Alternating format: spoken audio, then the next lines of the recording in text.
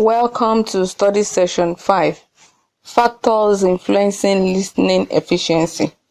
Introduction. In this session, discussion will focus on the internal and external factors which can make or mar your listening comprehension efficiency. Your attention will be specifically drawn to those areas on which a listener can exert control and those on which he can exert little or no control. Learning outcome. When you have studied this session, you should be able to 1. Discuss factors which the listener can control. 2. List the factors which the listener can hardly control. 3. Outline the common barriers to listening. Factors which the listeners can control. In every communication situation, you as the listener, depending on your purpose for listening, you can be influenced to listen effectively. The overall effectiveness of the listener, however, is determined by the following. 1. Listener's background knowledge. This is knowledge a listener has had on a subject before the listening takes place. Your active participation as a family or staff meeting depends to some extent on your same idea of what is being discussed. Even if the subject is named, you must have had some linking or hint on certain aspects of the matter. You should know, for example, before the meeting, what your roles are as a teacher in the school, what your relationship ought to be with your students and or other workers in the school, what extracurricular activities the school is likely to engage in, etc. With this background knowledge, you are not likely to be completely at sea when discussions are going on in the staff meeting. But where a listener lacks background knowledge, like for example a public lecture or an interrogation at a police station after an indiscriminate arrest, the listener's understanding of the subject envisaged. 2. Listener's linguistics competence. A good listener must be proficient in the language of the communication. He must be versed in the phonology, syntax, and semantics of the language with which he and the speaker interact. Rich vocabulary, good knowledge of the syntax structure, and an understanding of the semantics of English language are a prerequisite to meaningful participation at formal lecture, tutorial meetings, and presentation of oral reports and carrying out instructions in Nigeria. Without the basic linguistics knowledge of the English sound, stress, intonation, lexis, and structure, no listener can benefit appreciably from formal education in Nigeria, where English is the medium of instruction. Just as the various tones are significant in many Nigerian language, so also are stress and intonation crucial to the understanding of spoken English. There are features of sound and intonation discrimination, syntactic relationship, and nuance of meaning English. A listener must be sensitive to all the non-linguistic ones before can process correctly and derive meaning from received messages in English. 3. Listener state of mind. The way a message is received and processed is significantly influenced not only by the listener's mental ability, but also by his emotional stability. A listener who is ill motivated or is suffering from some inner conflict cannot attend to a message, not to talk of processing it. Other psychological variations that have negative effect on the listener's thought processes include fear, worry, anxiety, anger, hunger, and close-minded.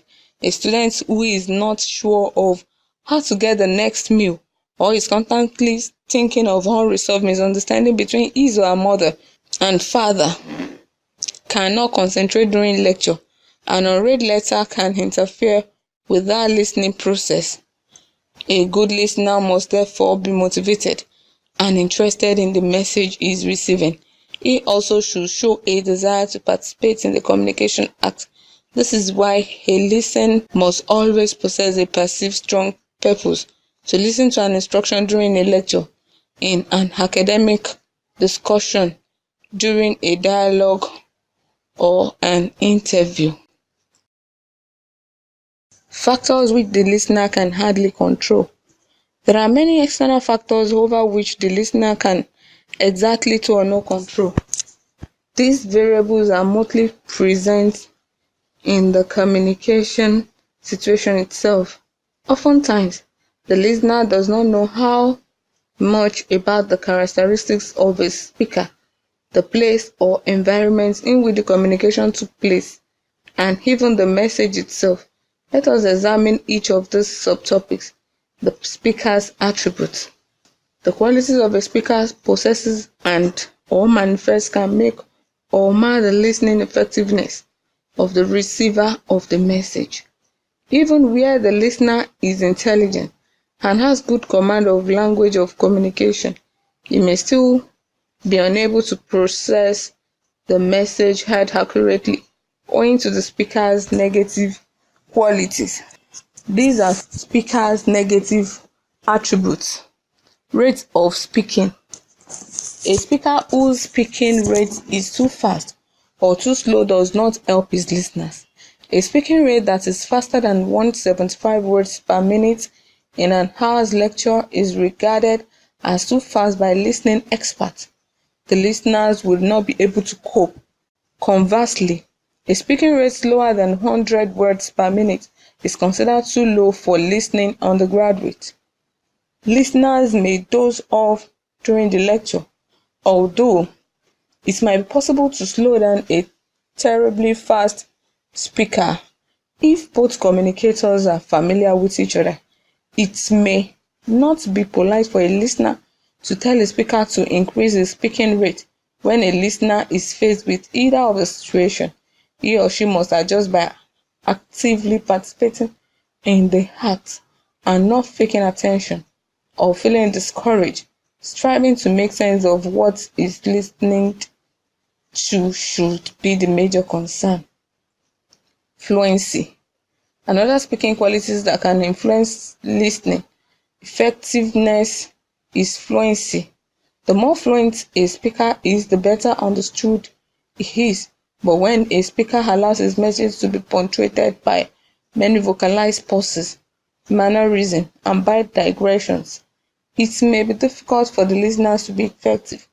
A good listener is advised not to find fault with the speaker, but to ignore the unwanted noise and select the substance of the message. Other speaker qualities that a listener must be conversant with are visibility, audibility, credibility, and use of gesture. This is one reason why a loud student listeners assumed a favored position where he or she can easily see and hear the speaker or lecturer. The environmental factor. Of all the environmental factors which exert influence on the listener, the condition of the venue is the most important. Adequate ventilation, comfortable temperature, provision of enough seats, lighting, and quiet environment are conducive to effective listening. Where others are absent, the listener must ensure he is not distracted because he or she cannot control the environment in which he listens. He should make do with the situation. Factors surrounding this message. Some messages are easily understood by the listener, while many others are not as a result of their difficult concept, high density vocabulary items, and something emotionally laden words. Where a speaker does not make the message interesting, don't get frustrated or discouraged. Instead, think about the topic and its value for you.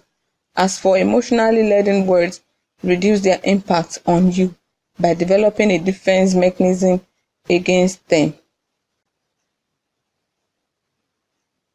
Common barriers to listening.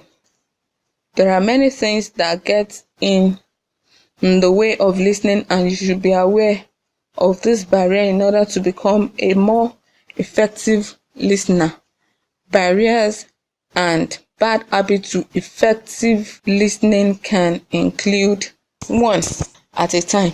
These include having the television or radio on while attempting to listen to somebody talk, being on the phone to one person and talking to another person in the same room, and also being distracted by some dominant noise in the immediate environment.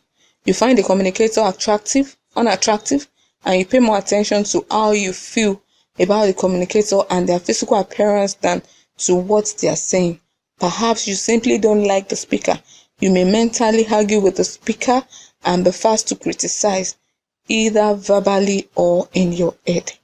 You are not interested in the topic issue being discussed and become bored, not focusing and being easily distracted, fiddling with your ears, fingers, a pen, etc., or gazing out of the window, or focusing on objects other than the speaker, feeling unwell or tired, hungry, thirsty, or needing to use the toilet during conversation.